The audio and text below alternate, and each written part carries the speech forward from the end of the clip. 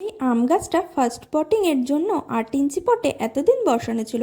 এবার ওটাকে ফার্স্ট পট থেকে সেকেন্ড পটে রিপটিং করব। আম গাছে সাধারণত শীতের শেষে মুকুল আসে।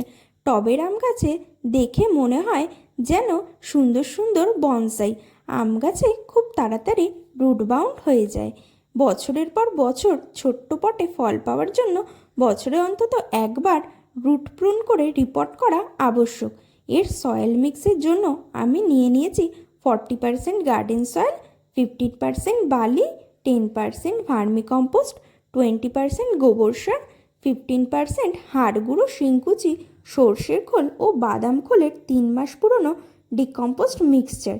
সঙ্গে নিয়েছিলাম 1.5 চামচ জৈব ব্যাকটেরিয়া ট্রাইকোডার্মা ভিরিডি।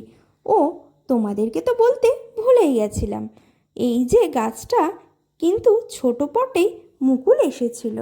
টাটা।